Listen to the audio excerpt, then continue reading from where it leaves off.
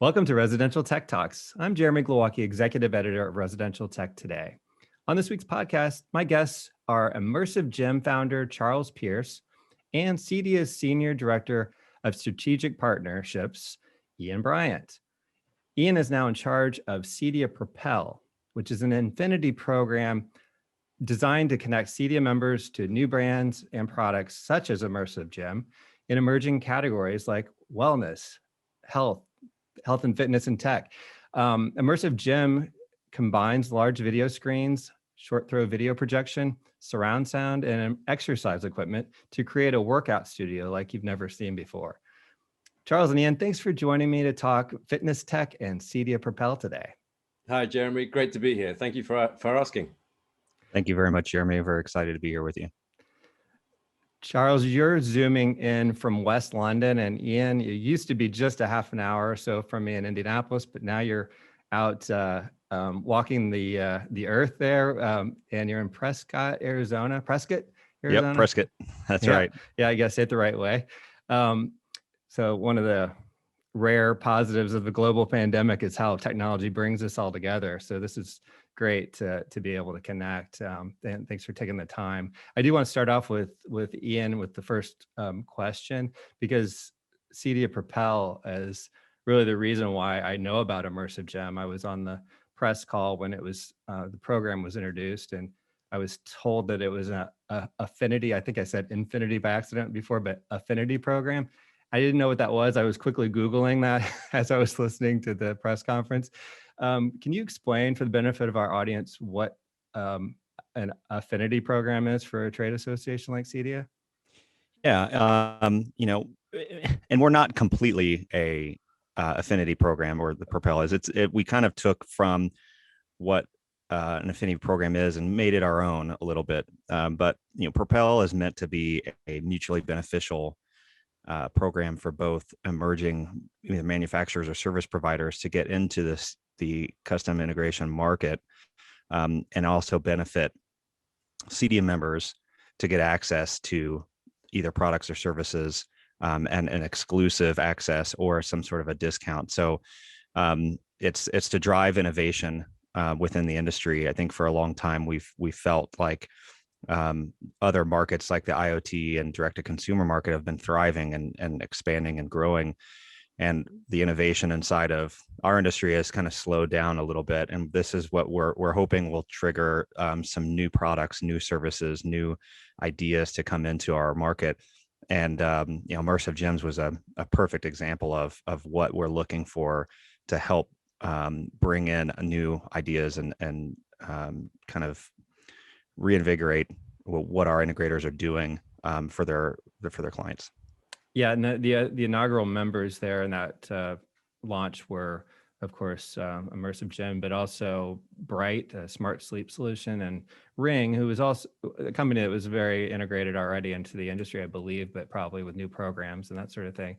And what would you say the common threads were on these particular products? Was it that IoT slash, I guess IoT with the Ring, but then you're talking health tech and wellness with the other two? Yeah, Immersive Gyms and Bright were definitely the wellness and well tech market. We saw a huge push for this at the last couple CESs, really crazy new ideas, and I trying to kind of get the discussion within our industry around talking with homeowners. You're already there talking about the technology that they're going to be integrating into their home. Why not talking about how you can help them with their wellness? We talk about how to make them more comfortable with their lighting and make them have better access to all of their electronics with an integration system. Well, why not talk about what we can do to help with exercise or sleeping? And that's kind of what we wanted to bring into the program. Well, Charles, I want to bring you in now. As an inaugural member of Cedia Propel, Immersive Gym is one of those technologies that even I, as a fairly jaded member of the home tech trade press, could really get excited about, just because it's one of these trends that I've been writing about, but to see the actual evidence of the perfect blend of smart home and wellness and fitness tech, really hadn't come along yet until I heard about your product. And I tried to briefly touch on what it is, but could you give the elevator pitch for what Immersive Gym is? Yeah, thanks, Jeremy, for your comments. For us, it's really about the idea of making exercise and fitness in the home enjoyable and therefore motivating, and really all about the byproduct of that, which is we all want to live long and healthy lives, and we need to take action in our lives and our daily lives about how we structure and what we do, and in order to give us the best chance of that. And one of the most obvious solutions is just, what we talked about at the beginning. Movement is about exercise, about fitness, not just physical fitness, but mental fitness. And it just struck struck me, having watched what was happening in the market, that if you look at how these rooms are used, and technically speaking, if you're an architect or a designer or anybody else, you need to look at those rooms and go, what is the function? And how do we make the function of that space really optimized? And what tools are available to make that happen? And it was one of those rooms that really hadn't seen any innovation for 40 years or so, whereas the rest of the house, with cinema rooms and spas and controls and lighting and heating, had seen this embracing of technology, and the gym just hadn't. Well, and you've seen these. We see lots of application stories come in for the magazine, custom integration projects, and the gym is always the big tech is a TV up in the corner or something like you would see at a hotel. Yeah. That's been about it. And of course, with Peloton and all the connected devices for training coming in, especially during COVID, just those becoming such great sellers. I see that this is kind of blending together perfectly for you. But what is your background to put you in? Are you a fitness type person originally, or? So my background, I guess this is two worlds colliding between, my personal life and activities around health and fitness for my personal life, but working in property. So I've been involved in residential and leisure property for very many years, and working in sort of super prime residential and leisure for the last 15 or so. And it was seeing that development over that period of time where, like we were saying, that the use of tech just hadn't come into play. And I did a charity ride back in 2009 to Land's End to John O'Groats, from Land's End to John O'Groats, and I was training away in my garage, looking at a computer screen, thinking there's got to be a better way. There's got to be something that's going to convince me that I'm there or nearly there. And I was convinced someone was going to do it. And within the market, within the property world, we were working on these incredible projects, big projects, big residential schemes, and big leisure hotel schemes. And I was seeing visuals of gyms that were going to be built and brought to market in 21, 22, and even 23. And they were still doing the same design, that maybe some of the materials and some of the lighting had changed somewhat, but nonetheless, the experience of what that room's purpose was, which was to be an engaging place for customers and clients to go and exercise and train, just hadn't changed. And because I year in, year out, I would do other challenges to try and keep myself fit and healthy. And I found myself still back in 2018, still looking at a computer screen or a TV screen, and realized nothing had changed, and there was no sign that anything was going to change. So for me, it was sort of that, right, okay, so it's not going to happen. It's not going to happen in the near future. So I want to make it happen. And that was really then about putting teams of people together. So it was the background of my observing really at the very highest end what was happening in the market, property market, at the same time as a user, and observing what was happening with fitness and health, and the explosion of digital fitness and the explosion of these at-home workout pieces of hardware like Peloton. That's kind of, it brought it together.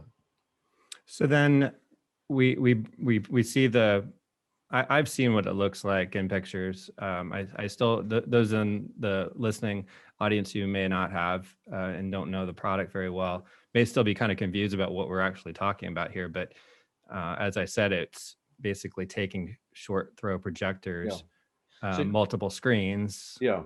and trying to surround the exercise environment or yoga or meditation environment as well. So Yeah, that's right. So I think the lowest common denominator for us is it has to be 3 walls.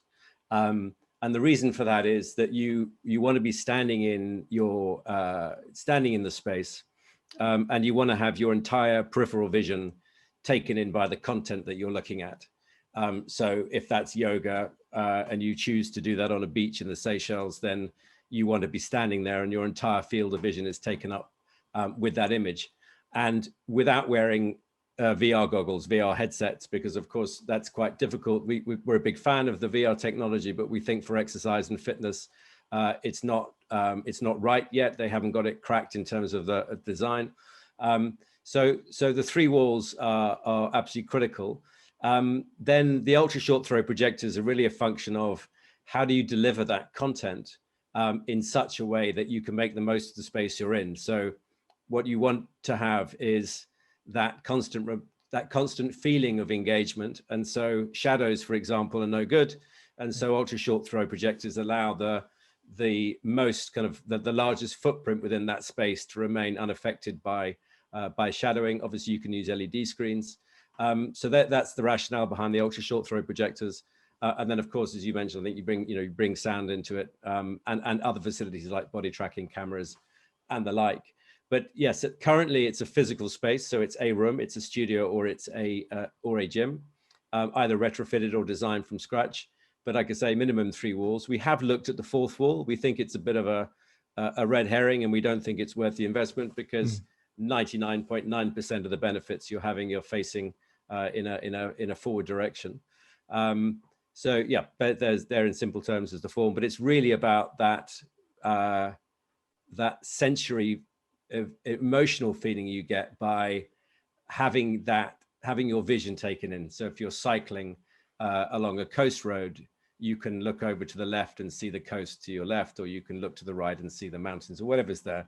And that for me was absolutely critical, because one of the rides I was doing, it was in France, and I knew the ride in real life. I'd actually done it in real life, and I knew that on my right was this beautiful valley, and I knew that on my left was this amazing mountain. I couldn't see it. I was riding with blinkers. So that setup is the sort of basic, the basic requirement for us. Now, Ian, this is a perfect opportunity, it sounds like, for the custom integration community in terms of existing relationships with screen manufacturers and projector manufacturers, and just the evolution of the short throw projector being this thing like, well, I don't know if that really makes sense. Where does this fit into the home? We already do, full on front projection. And here's something that we can do, blending these technologies they're really hitting their peak. Do you see it as just this great way to bring in Cedia manufacturer members and their integrator partners? Absolutely. It's 100% perfect opportunity. We have a lot of amazing manufacturers that have, right, like you were saying, the short throw projector and short throw lens options over the past 5 years have been a huge improvement from where they were in the past. The quality, and then integrators are really best suited to be the ones that are installing, configuring, setting this up, because they get from doing media rooms and cinema rooms and distributed video and everything else, they get the whole aspect of how to put one of these systems together, how to install it, and then how to train the user on it. It's our market is a perfect fit for this, and the possibilities are endless. I mean, I know you may be bringing this up, but an immersive gym then just turns into immersive space, an immersive room that allows for so many other opportunities going forward. And I definitely think that this is going to be the future of how people interact with things they normally would do outside or in groups inside of their home. So, Charles, how much is preordained in terms of what technology is used versus the options that an integrator may already be working with? And what is the core element that has to be part of it, like from a control standpoint or a horsepower from a computing power standpoint? So I think, as Ian mentioned, there's a sort of partnership made in heaven there, because we are about the creation of the system and the content and curating the content. And where the content doesn't deliver the optimized experience, then we create that ourselves. So it's very similar to, I guess, something like Netflix will buy in programming from various providers, and then they'll go, well, actually, we want to create our own category. We're going to have some of our own content in order to fill gaps. And we're doing the same thing. So we kind of create the content, we curate it, and we've made it a real priority to remain completely agnostic with the system. So we can effectively feed through different formats of video, whether we're streaming, whether it's already loaded onto the system, whether it could be something like Les Mills in one country, it could be some obscure streamed particular martial art form that some client wants in another country.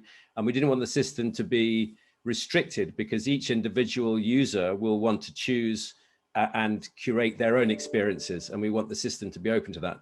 So we can, for example, we have the allowance to plug things like Apple TV in, or gaming modules, or Zoom modules for phone calls, and for bringing in personal trainers. And that runs through our server effectively, which then processes it and sets it up for the room size. So it's tailored effectively to a particular room size in order that it can be taken kind of corner to corner and made work. Now, at that point, so that's the bit that we would do.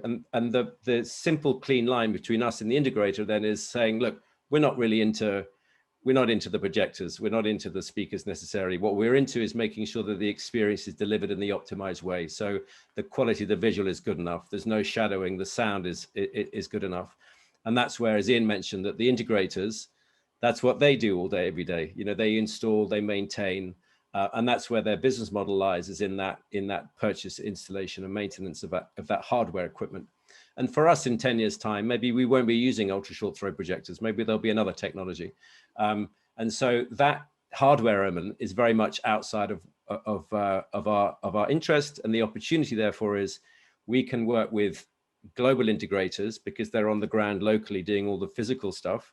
And our server and the maintenance of that server, uploading and changing the content, can all be done centrally from wherever we're based or wherever we decide to be. So there is this lovely opportunity for the integrator on the one hand to, as you said at the beginning, Jeremy, all they have is they might have a bigger TV, but it's just a TV. That's and maybe some speakers. They got an opportunity to take to their clients this new way of presenting fitness in an optimized way, regardless whether it's Peloton or whether it's Les Mills or whether it's our own content. They've got the opportunity to effectively add revenue to a job they're already on. And for us, it allows us to distribute efficiently globally. Now, is there a way to make this a flexible setup where you have a treadmill and a rower and a bike all in the same studio space, but they switch content to make that environment appropriate? Say you're rowing versus at the same time, or no, like just switch off and on. Yeah. Oh yeah. So we have a simple rule that we work to, which is you need to be able to go into the studio and within a minute be doing whatever activity you want to be doing. Mm-hmm. And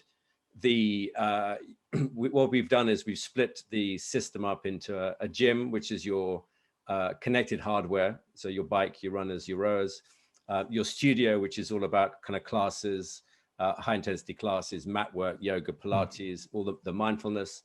And then, as Ian mentioned, we've had from day one a third section, which is entertain, which is all the stuff we can talk about. And the interface, very straightforward interface, which is effectively choosing your activity, choosing your bit of equipment, choose your content, and go. And when that's finished, you can just effectively switch over to, now I want to go for a ride, and you can change over and do a ride. So I, for example, was in there the other day, and I did some stretching on the beach in the Seychelles, I then cycled along a coast road in northwest Spain. And then I rode the Tokyo Olympic 21 course in Unreal Engine. And that was my workout. And then I cooled down in bison paddy fields in China. And it's just this, where do you want to go today? Where do you want to take yourself? So it's extremely simple to swap between different activities. Because we know that people are very impatient. They want to have simplicity, they want to have ease. And there's nothing more frustrating when you're allocating an hour to exercise to have to then fight with tech for the first 20 minutes. You just lose the will. So that was critical for us. Ian, I would imagine that you're like me, that 5 years ago, you wouldn't have imagined something like this being an opportunity in the home tech space, having seen the evolution from home theater being just a huge thing, and then kind of waning and making more multi-purpose rooms and trying to blend the tech in. And here it's kind of bringing back a little bit more of that dedicated space idea, but also with an element of aesthetics that are really important, and blending those things together really well. Are you like me? It would have been hard to picture this as an opportunity 5 years ago, the way things were going. Yeah. I think, maybe 10 years ago, 15 years ago, absolutely. Like this was, we've been through that evolution, right? So I've been in the industry for over 20 years, and I've seen everything, all the trends take off and go away. And, back in the mid 2000s, the dedicated space in the home was huge. It was, everyone had their gym, which we talked about was basically just some TVs. We went from CRT TVs to flat panel TVs. That was like the only change, Yeah. and then dedicated home theaters. And then around the 2010s and areas, we started to see more of the mixed use spaces and media rooms, and then the decrease of the dedicated space. And with the changes recently with the pandemic and everyone, what we call as X from home. So as work, live, play, learn from home, those dedicated spaces are finally coming back, and people are realizing that spending so much more time in your home, you really need a room where you can do this. Now, the greatest thing about the immersive gym or the immersive room is, even though it is a dedicated room, it does have a lot of uses to it. And so it's definitely, it's a change. It's, it's that wax and wane of the trends. But I think this one's going to be around for a while, as we all realize that doing a lot of the things from home are going to continue. Businesses only, anticipating 25 to 35% of their workforce are going to still continue to work from home. But I know there's a huge trend of people that are going to start homeschooling their children, not going to bring them back. So there's going to be this staying in your home and doing a lot more that is going to stay. It's going to, have a good hold for a while. We will continue our conversation with Charles and Ian after a short break. Thank you for listening to Residential Tech Talks. Today's broadcast is brought to you by ELK Products, a leading designer and manufacturer of customized security, automation, and energy management solutions for home and business, with unsurpassed product quality and technical support. Secure, reliable, innovative. Control at your fingertips. Find out more today. Go to elkproducts.com. Welcome back. I'm talking with Immersive Gym founder Charles Pierce and Cedia's Senior Director of Strategic Partnerships, Ian Bryant.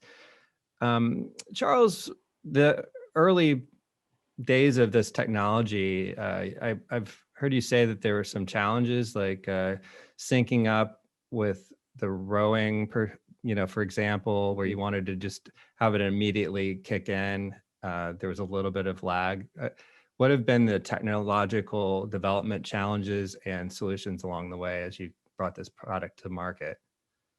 I think one of the biggest challenges was keeping a system open. It's kind of not, I wouldn't say it's easy to develop a closed system. There's some brilliant closed systems that have taken a lot to do that. But having a system that can be optimized for different experiences, across the board for different kind of media and content types, I think that was probably challenge number one, because obviously you have content in different formats. You might have 69, you might have ultra wide, you might have 360, you might have 220, and and all those have to be taken and presented in such a way that feels completely consistent to the user. So it doesn't matter what they're doing, whether it's, as I say, Les Mills, whether it's a Peloton class, whether it's one of our rides, whether it's Zwift, what is the most optimized way that that content can be displayed? So if it is Zwift, it's the best Zwift experience you could experience anywhere in the world. If it is 360, then it's showing itself in a believable way, with you standing where you are in the space, because of course everything is relative to where your position is and your association with those objects around you. So I think that was challenge number one. Challenge number two was engagement. You mentioned it about the rowing. It's a bit like watching a film and you suddenly see a scene change and there's something that was not there before is there now. You suddenly leave that film for 10 minutes and you have to fight your way back in again. And you realize that actually it's not real. And that engagement, that kind of emotional sense of being on a beach or cycling through the mountains, is you really lose yourself in that experience, as long as it's real. So if the content's going up a hill and you're cycling like crazy because you're actually going downhill, then you've lost that connection. And that really is about things like latency, communication from Bluetooth and plus wireless connections primarily with the training hardware. That's been a real challenge, and that's a combination of our tech, and it's a combination of working with some of the hardware manufacturers, because how they transfer data or how they've chosen to transfer data isn't really, they haven't been thinking about these problems. They haven't been thinking about, okay, that immersive feeling. So that's been, I think, probably the next biggest challenge. And then trying to make sure that as many pieces of equipment that people might have their favorites can be used as possible. So I think, yeah, it's the connectivity which is really about content engagement, and then versatility to allow it to be useful to a large number of people with a large number of interests.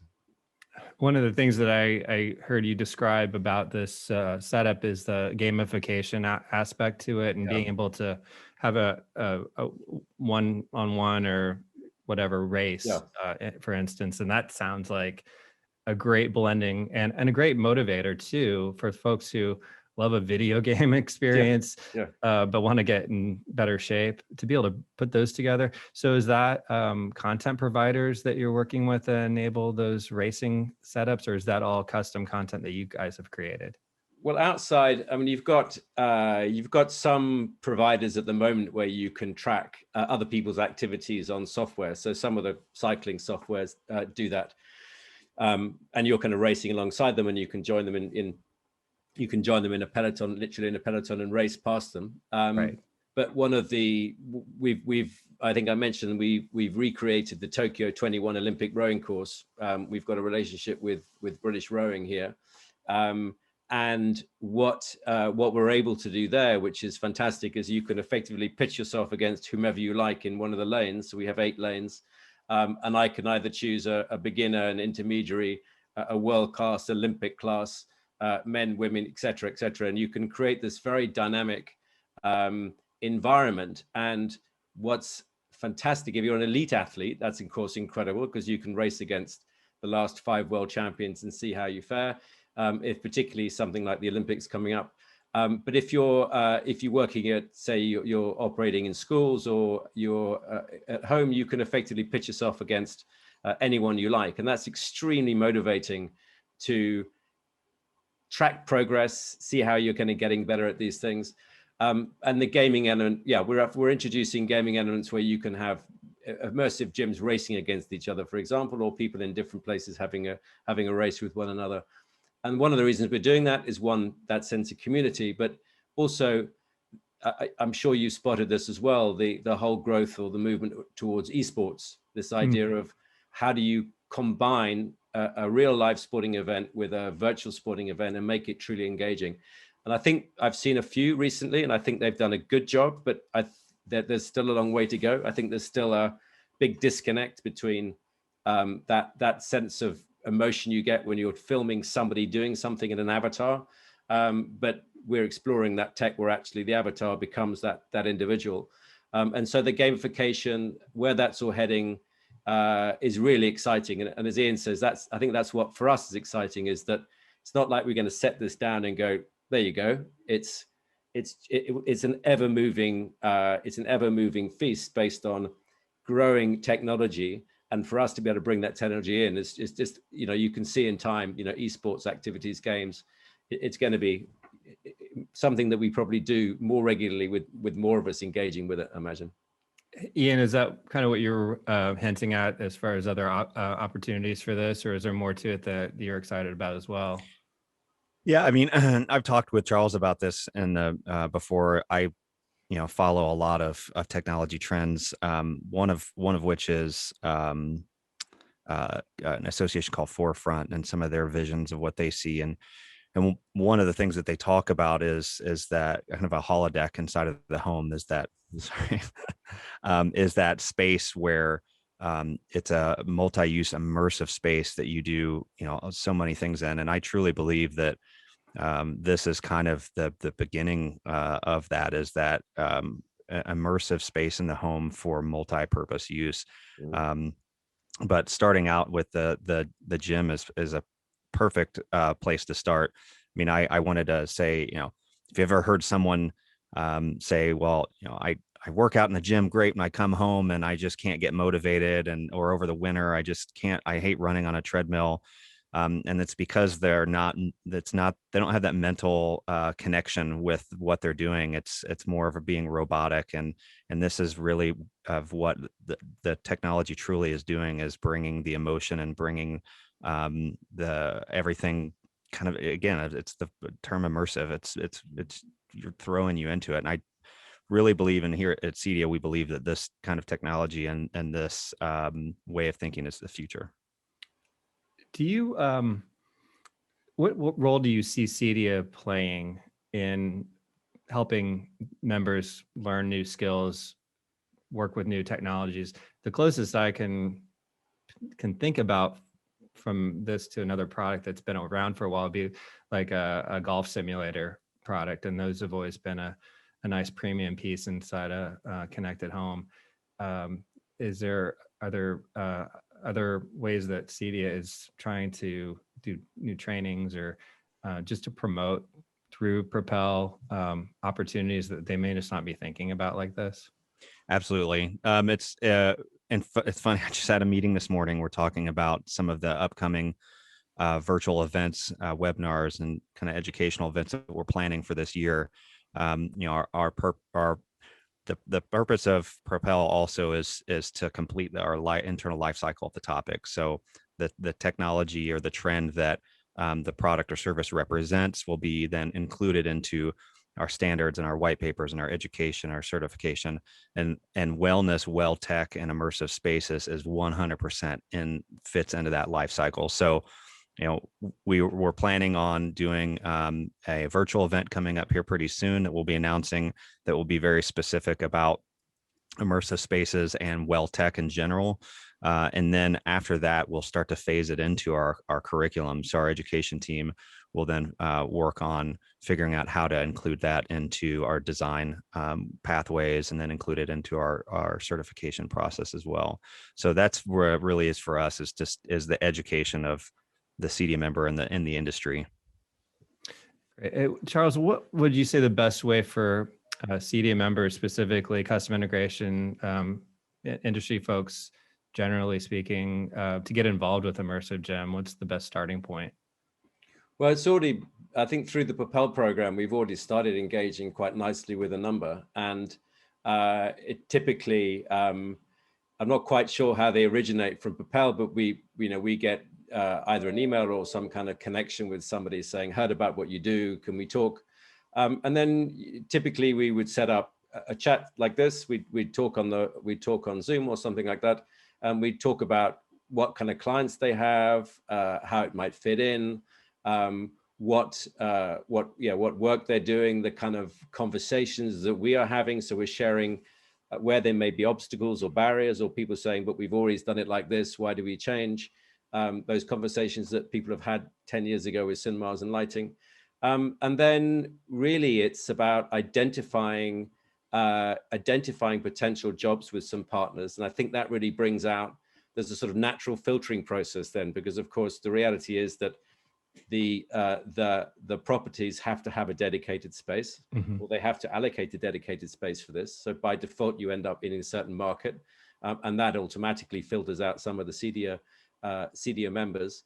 And then what we've been doing is we have been helping them by providing them with tools that we might be visualizing. For example, we might put together visuals of the space for them specifically for that particular job.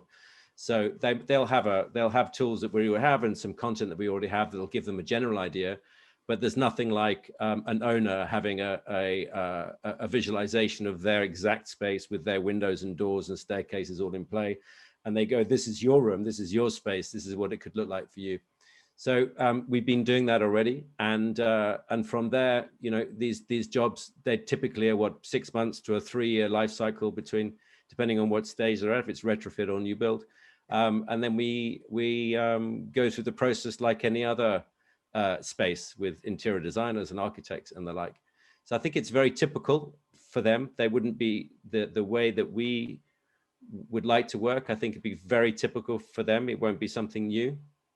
And it's really, you know, it's about supporting each other, because as much as they are representing us and they can do us damage, if we don't do a good job, we can do them damage. So it's really around building trust and building respect for one another and making sure that you both sides are committed to delivering something exceptional. And once I think you've got that relationship understood down the line, then I think it gets, you know, not that you can relax, but you know what it's like. Once you have a relationship, it makes it a whole lot better. Well, I think that's the great place to wrap it up. Charles Pierce is CEO of Immersive Gym, and Ian Bryan is Cedia's Senior Director of Strategic Partnerships. Thank you so much, both of you, for joining me today. Thank you very much, Jeremy. It's been great. Also, thanks. Oh, thank you. And also thanks to everybody for joining us. Be sure to share, subscribe, and rate, review the podcast. You can check out all the latest residential tech news at restechtoday.com. Until next time, please stay safe, stay inspired, and let us know if you have a great story to tell. Residential Tech Talk, lighting specialist to residential tech. Home automation, smart device, home or smart house.